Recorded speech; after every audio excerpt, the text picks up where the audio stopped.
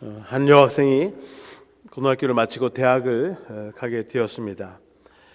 대학 기숙사에 들어가려고 짐을 꾸리다 보니 짐이 너무 많아서 평소에 기르던 물고기와 화초를 집에 두고 가게 되었습니다. 여학생이 대학생활을 하면서 이제 어느 정도 대학생활이 안정이 되었을 때 집에 두고 온 금붕어가 생각이 났습니다. 그래서 집에 전화를 걸어서 어머니께 금붕어가 잘 있는지 안부를 물었습니다. 근데 어머님의 말씀이 안타깝게도 일주일 전에 금붕어가 죽었다는 것입니다. 여학생은 평소에 자신이 애지중지 키웠던 금붕어가 죽었다는 소식을 듣고 또 마음이 아프긴 했지만 어쩔 수가 없었습니다. 그리고 한 주일이 지났습니다. 이번에는 집에 두고 온 화초가 걱정이 돼서 집에 전화를 걸었습니다. 어머니에게 화초는 잘 있느냐고 안부를 물었습니다. 그런데 어머니께서 말씀하시기를 화초도 지난 주말에 그만 말라 죽었다는 것입니다. 건망증이 심한 어머니가 물을 주고 화초에 물을 주고 또 금붕어에 먹이 주는 걸 잃어버려서 그만 화초도 금붕어도 다 죽고 말았습니다.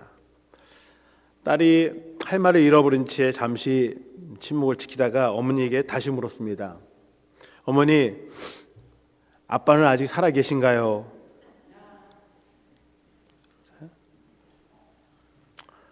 어머니가 건망증이 심하니까 혹시 아버지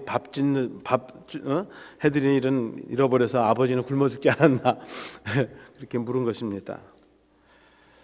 사람들이 바쁘다 보면 가끔 중요한 것들, 소중한 것들을 잃어버리게 됩니다.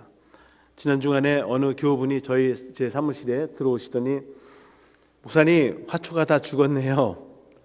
가만히 보니까 화초가 누렇게 다 죽어서 비실비실거리고 있었습니다. 연말에 너무 바쁘다 보니까 물 주는 일을 잃어버려가지고 전에 있던 교회 권사님이 저 여기 올 때 기억해 주세요. 그리고선 선물로 준 화초인데 몇 년 동안 키운 화초인데 그 화초가 그만 다 죽어버릴 뻔했습니다.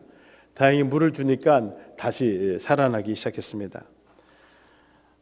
금붕어나 화초는 죽으면 다시 사다가 다시 키우면 됩니다. 그러나 정말 소중하고 귀중한 것들을 잃어버린다면 참 얼마나 큰 후회가 되고 실망이 되는지 모릅니다. 지난 주간에는 교회 명절인 성탄절입니다. 가장 큰 명절이죠. 주님이 탄생하신 이 성탄의 계절에 바로 그 잔치집의 주인공이고 주인이신 예수 그리스도를 만나지 못했다면 참 슬픈 일일 것입니다. 잔치집에 갔는데 신랑 신부를 만나지 못하고 왔어요. 생일 잔치라고 갔는데 그 주인공을 만나지 못하고 왔다면 참 안타까운 일입니다. 오늘 많은 사람들이 성탄절을 맞이해도 성탄절의 의미를 잊어버리고 또 성탄절의 주인공인 주님을 만나지 못하고 지나가는 경우들이 종종 있습니다. 성탄절이 되면 가족들이 함께 모입니다. 또 친구들이 함께 모여서 파티를 합니다. 카드와 선물을 주고받으면서 사랑의 교제를 나눕니다. 그런데 그런 축제, 그런 잔치 속에서도 정작 그날 생일을 맞은 주님과 만나지 못하고 그분과 아무런 관련이 없는 일을 하고 지난다면 정말 너무 어이없는 일이 아닌가 생각이 듭니다. 오늘 누가복음 2장 후반부의 말씀에는 비록 주님께서 탄생하신 그 성탄의 밤에 주님을 만나지 못했지만 예수님께서 정결 예식을 치르기 위해서 40일 만에 성전에 왔다가 그 예수님을 영접하고 구원함을 받은 두 사람이 오늘 본문에 소개되고 있습니다. 우리가 잘 아는 대로 주님의 첫 번째 생일날에 초대받은 사람들은 목자들이었습니다. 그리고 멀리서 별을 보고 달려온 동방박사들이었습니다. 그들은 주님이 탄생하신 그 밤에 주님께 나와서 주님을 만나고 경배하고 돌아갔습니다. 사실 그 주님이 탄생하신 그 밤에 주님을 만날 수 있었던 기회를 가진 사람들은 동방박사와 목자들 뿐만이 아니었습니다. 저는 헤롯 궁전에 사는 헤롯 왕도 동방박사들의 방문을 통해서 아기 예수 그리스도께서 탄생하신 소식을 들었고 또 그 동방박사를 따라갔다면 아기 예수를 만나고 그분께 경배할 수 있는 그런 기회가 있었을 것이라고 생각합니다. 그럼에도 불구하고 헤롯 왕은 예수 그리스도를 만나지 못했다고 하는 것입니다. 헤롯 왕이 동방박사들이 어디서 예수님이 날지, 메시아가 어디서 날지 알기 위해서 대제사장들과 서기관들을 불러서 성경에 어디에서 예수님이 나겠냐, 어디서 메시아가 나겠냐고 물었을 때에 성경을 통해서 예수님이 메시아가 오실 거라고는 알았지만 대제사장이나 서기관들도 동방박사를 따라서 예수님을 만나는 그 기회를 놓쳤다고 하는 사실입니다. 그런가 하면 여관집 주인도 아기 예수님을 만날 수 있는 기회가 있었을 것입니다. 여관집 주인이 임신한 이 마리아를 보고 복중에 있는 아기가 장차 세상을 구원하러 오시는 메시아임을 알았다면 여관집 주인은 요셉과 마리아를 가장 좋은 방으로 안내했을 것입니다. 방이 없었더라도 자신의 방을 내주었을지도 모릅니다. 그런데 그들은 그 아이가 누군지를 알지 못했고 그저 마구간에다가 방을 내주었다는 것입니다. 아마 여관집 주인은 너무나 많은 손님을 치르다가 너무나 바빠서 거기까지 만삭이 된 마리아를 보면서 오히려 더 귀찮게 여겼는지도 모릅니다. 바빠 죽겠는데 알아서 저기 가서 아무 데나 가서 편한 데로 가서 자리를 잡고 그렇게 하룻밤을 묵으라고 그렇게 했는지도 모릅니다. 아기 예수님을 만날 수 있던 사람은 여관집 주인만이 아니라 여관에 묵고 있는 손님들이었을 것입니다. 그런데 여관에 많은 손님들이 있었지만 누구 하나 만삭을 한 마리아와 요셉을 위해서 자신의 방을 내어주고 양보하는 사람이 없었습니다. 여인이 아이를 낳을 때는 사생결단을 하면서 비명소리를 질러댑니다.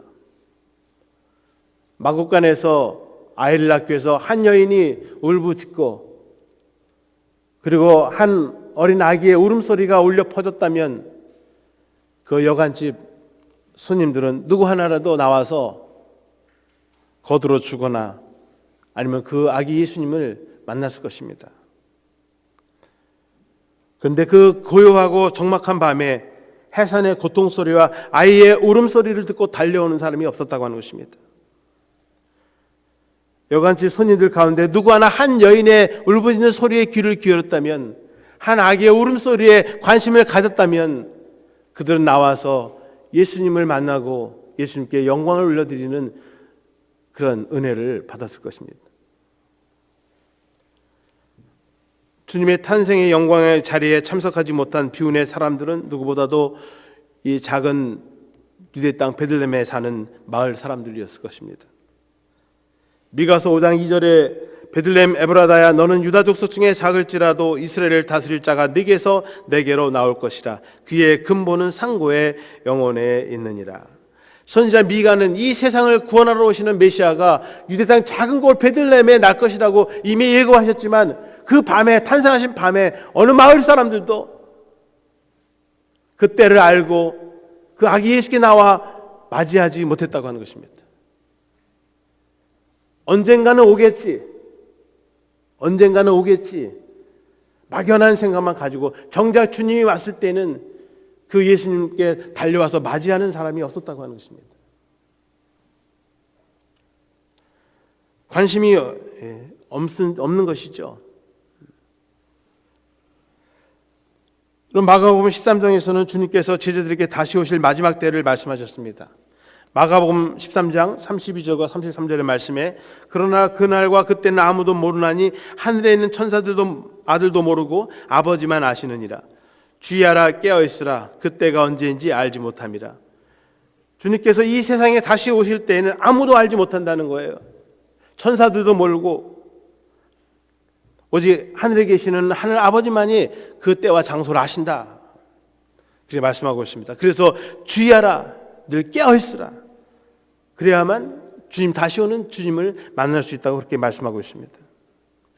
주님이 탄생하신 그 밤에도 도적과 같이 그렇게 임하셨습니다. 오늘 누가복음 2장의 말씀에는 언제 오실지 모르는 그 주님, 언제 오실지 모르는 그 메시아를 만난 사람이 있었다는 거예요. 그들은 깨어서 늘 기도하고 준비하고 있었다고 하는 것입니다. 깨어 기도하고 준비된 자만이 다시 오시는 예수님 만날 수 있고 오늘 우리들 삶 가운데서도 그 주님과 동행하는 삶을 살게 될 줄로 믿습니다. 22절의 말씀해 보시면 모세의 법대로 정결예식의 날이 참에 아기를 데리고 예루살렘에 올라가니 그랬습니다.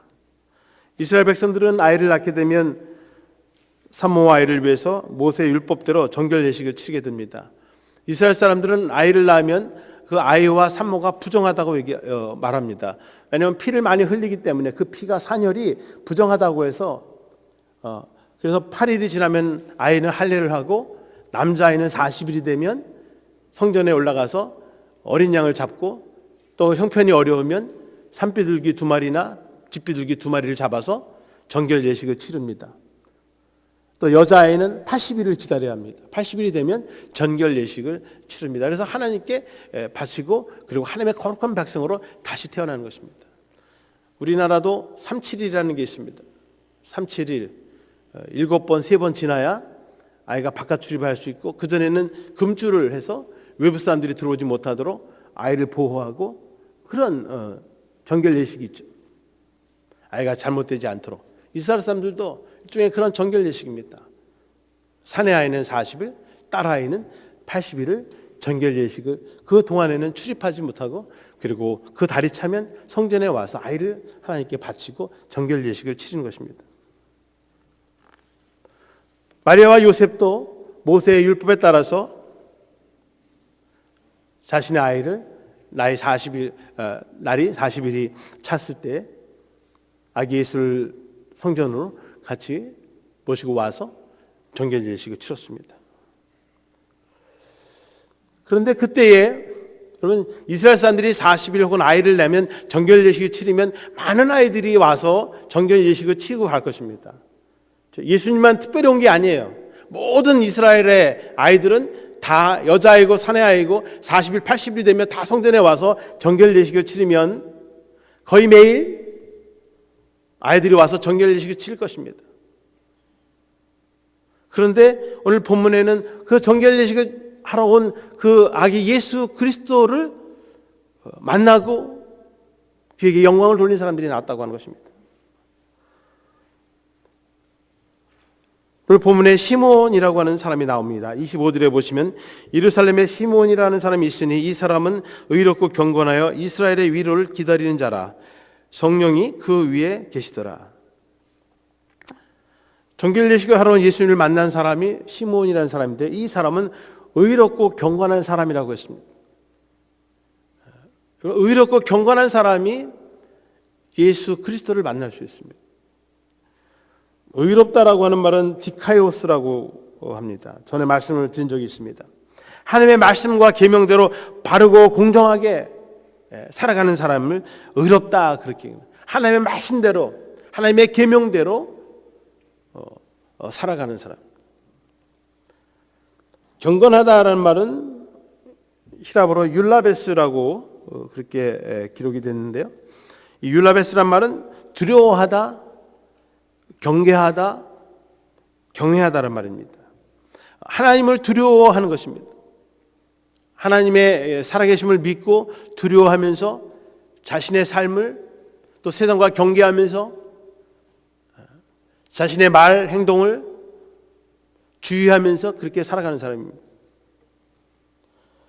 경건하다고 하는 말은 단순히 어떤 종교적인 행위나 습관을 말하는 것이 아니라 살아계신 하나님을 믿고 그분의 실제를, 그 존재를 믿으면서 그 앞에서 두려워하면서 살아가는 사람입니다.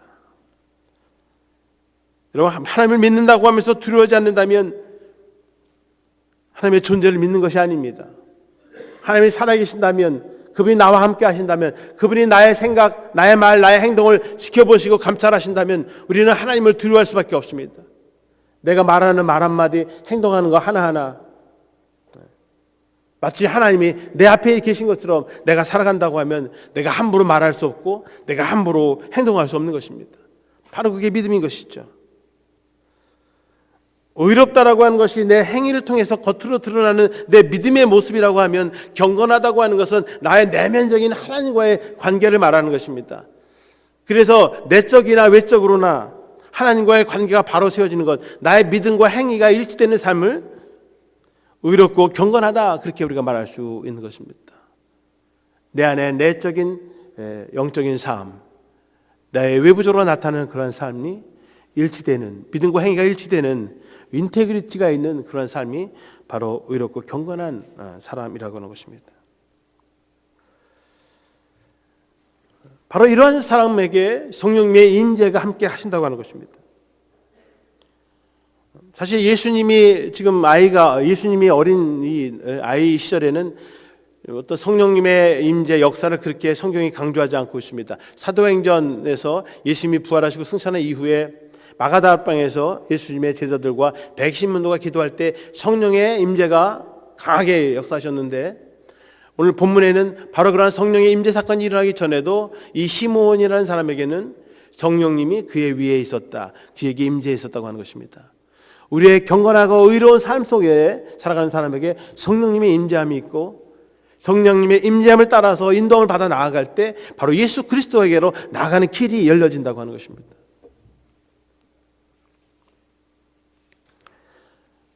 시몬이라는 사람은 이스라엘의 위로를 기다리는 사람이라고 그렇게 말씀하고 있습니다.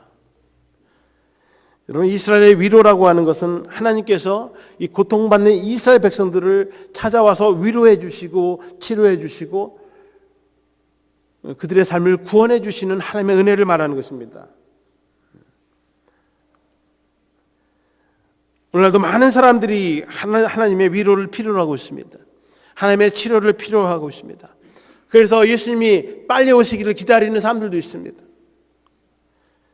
식민지 시대의 죄로 인해서 정치적으로, 사회적으로, 경제적으로 고통당하는 이스라엘 백성들을 보면서 하루속히 메시아가 오셔서 자신들의 모든 질병을 치유해 주시고 자신들의 상한 마음, 심령 위로해 주시고 회복시켜 주시는 구원의 때를 기다리면서 살아가는 사람이었다고 하는 것입니다. 주님께서는 늘 깨어 기도하라고 그렇게 말씀하셨는데, 이 깨어서 기도한다는 말은 늘 깨어서 기도한다는 말이 차 안에서 가면서 기도하고 밥 먹으면서 기도하고 일하면서 기도하고 매 그럴 것만 얘기하는 것이 아니죠. 이 세상에 고통받는 사람들, 재난과 어려운 이 현실 속에서 경제적인 어려움을 당하는, 고통당하는 백성들에게 정말 하나님의 위로와 자비가 임하기를 기도하는 마음으로 살아가는 사람들, 자신의 개인적인 유익, 자신의 인간적인 어떤 행복만을 추구하는 것이 아니라 세상 사람들의 아픔과 그 고통을 바라보면서 함께 그 고난의 자리에 동참하면서 하나님의 위로와 치유를, 회복을 기다리는 사람이죠.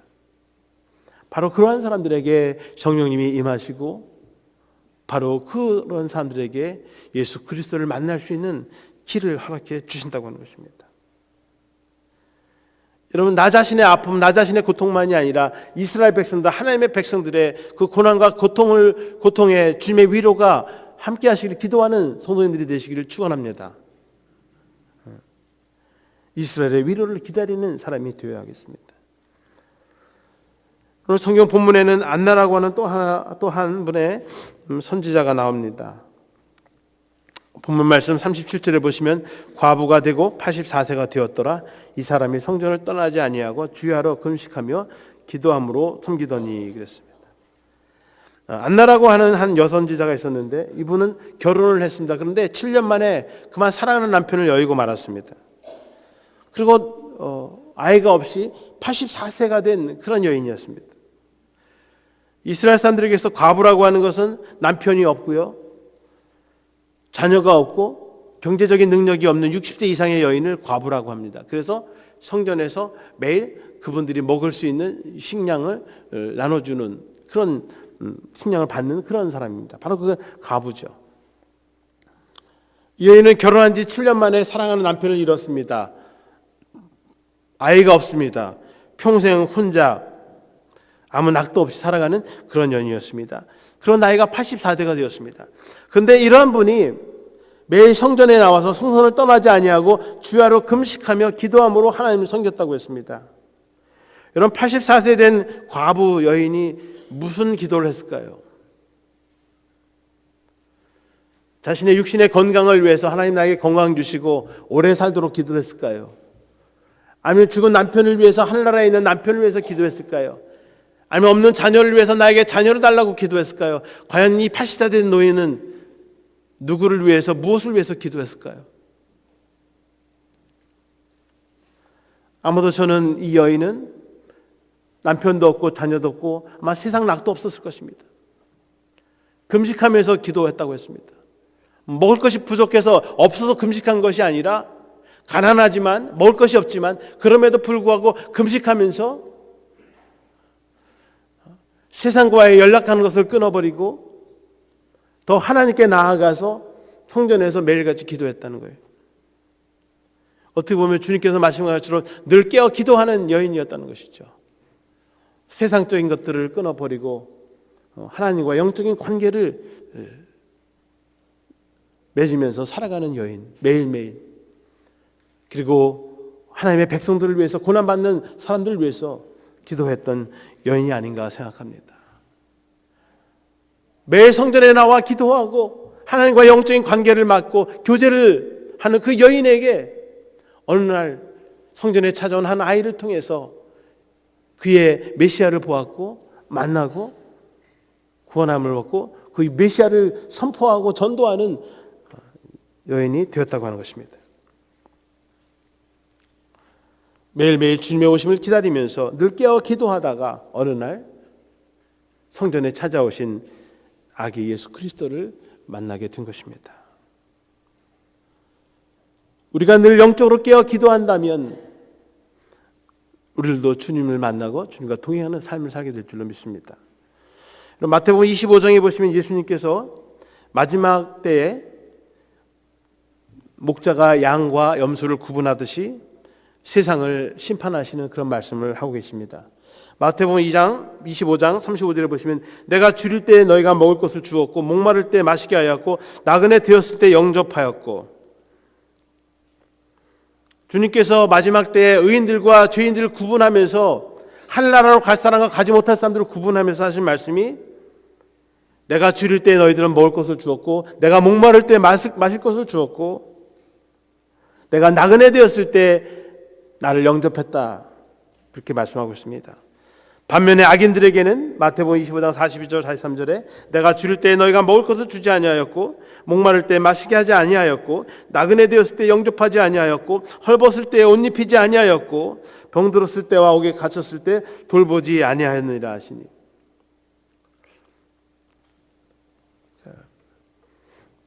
예수님께서 마지막 때 심판을 이야기하시면서 나에게 한 사람들은 나에게 잘 대해준 사람들은 하나님의 나라를 갈 것이고 그렇지 않으면 들어가지 못한다고 얘기하실 때 사람들이 내가 주님이 언제 나에게 찾아오셨습니까? 그렇게 묻지요. 그럴 때 주님이 이거 하신 말씀. 우리 옆을 지나가는 사람, 우리 곁을 스치는 사람들 속에서 주님이 그들과 함께 하셨고 그들의 고난, 그들의 아픔, 그들의 어려움 속에 함께 하실 때 그들을 도와줬다면 바로 그곳에서 주님을 영접한 것이고 주님께 물 한 모금 준 것이고 주님을 돌봤다고 하는 것을 말씀하고 있는 것입니다. 여인의 가나나의 모습으로 마국간에 오셨습니다. 집 없이 방황하는 나그네의 모습으로 오셨습니다. 그 나그네를 영접한 사람이 없었어요. 그 어린 갓나나에게 못 하나라도 먹을 것을 나눠주는 사람이 없었습니다. 주님은 때로는 세상에 상처받고 가난한 또 고통당하고 고난당하는 이웃의 모습으로 우리에게 다가오십니다. 마태복음 35장 40절에 내가 진실로 너에게 이르노니 여기 내 형제 중에 지극히 작은 자 하나에게 한 것이 곧 내게 한 것이니라. 내 형제 중 지극히 작은 자에게 한 것이 곧 내게 한 것이라고 말씀하고 있습니다. 주님은 우리의 일상의 삶 속에서 주님을 만날 수 있는 길을 가르쳐주고 계십니다. 여러분, 평상시에 만일 여관 주인이 머물 곳이 없어 방을 찾아 구하는 임신한 만삭이 된 여인에게 방을 내어 주었더라면 그는 세상을 구원하러 오시는 예수 그리스도를 영접할 수 있었을 것입니다. 만일 여관방 손님들이나 이웃 사람들이 이웃에서 들려오는 한 낯선 여인의 비명소리, 한 어린아이의 울음소리를 듣고 달려갔다면 그는 예수 그리스도를 만날 수 있는 기쁨과 영광을 누렸을 것입니다. 오늘 상전에 찾아온 아이들, 매일 찾아오는 어린 아이들, 그 아이에게 다가가서 따뜻한 말 한마디를 해주고 축복 기도를 했다면 오늘 시므온처럼 그 아기 예수 그리스도를 축복하는 영광을 누렸을 것입니다. 오늘도 많은 아이들이 교회를 스쳐 지나갑니다. 많은 자녀들이 왔다 갑니다. 어떤 생각으로 어떤 모습으로 오는지 모릅니다. 그런데 문제는 주님이 그들 곁에 있다고 하는 것이죠. 늘 성전에 나와 금식하면서 세상 낙 다 접어둔 채 금식하면서 기도하면서 나라의 이웃을 위해서 기도하고 이스라엘 백성들의 고난과 고통을 바라보면서 하루속히 주님이 오실 날을 기다리면서 기도하는 이 여인이 기도하는 가운데 성전에 찾아온 예수 그리스도를 만났다고 하는 것입니다. 여러분, 지금도 우리 주님 예수 그리스도는 다양한 모습으로 우리에게 다가오시고 찾아오십니다. 때로는 너무나 바빠서, 때로는 너무 이기적이고 나 중심적인 생각 때문에 그 많은 기회들을 놓치며 살고 있는지도 모릅니다. 주님이 오신 이 계절에 시므온과 안나처럼 주의 성전에서 경건한 삶을 통해서 여러분 주님을 만나시기를 축원합니다. 내 옆을 지나가는 많은 사람들 속에서 고통과 아픔과 어려움 속에서 살아가는 그들과 함께 하시는 그 주님을 만나시고 그분을 영접하시고 그분의 구원의 기쁨을 누리시는 저와 여러분들이 되시기를 주님의 이름으로 축원합니다. 기도하겠습니다. 세상을 구원하시러 이 세상에 한 어린 아기로 오신 주님께서 탄생하신 첫 번째 생일날 많은 사람들이 주님을 만나고 또 주님을 축하하시는 기회를 얻었지만 오직 목자들과 동방 박사들만이 주님의 탄생을 축하하며 경배하며 하나님께 영광 돌리는 기쁨을 얻게 되었습니다. 주님의 첫 번째 탄생의 자리에는 없었지만 성전에 나와 기도하다가 또 성전에 오는 어린아이들을 돌보다가 주님을 만나고 영접하고 구원의 영광을 누린 시므온과 안나처럼 우리의 매일의 평범한 삶 속에서 바쁜 일상의 삶 속에서도 우리 자신의 유익과 목적만을 살아가는 사람이 아니라 너무 바빠서 이웃의 아픔과 고통도 외면하고 돌아보지 못하는 그런 사람이 아니라 바쁘고 힘든 일상의 삶 속에서도 잠시 우리 주위에 지쳐 지나가는 사람들을 바라볼 수 있는 믿음의 여유와 또 그리스도의 임재를 경험할 수 있는 저희들이 되게 하여 주시옵소서. 고통과 슬픔과 애통 가운데 살아가는 하나님 백성들 속에서 함께 하시는 그 주님을 만나고 주님과 교제하면서 하나님의 구원의 기쁨과 감격을 경험하고 누리는 하나님의 백성들이 되게 하여 주시옵소서. 그래서 이 주님 오신 이 계절에 한 사람도 거저 지나가지 않게 하시고 다양한 모습으로 오시는 주님을 만나고 하나님께 영광 돌리는 귀한 복된 삶이 되도록 인도하여 주시옵소서. 모든 말씀을 주 예수 그리스도의 이름으로 기도합나이다. 아멘.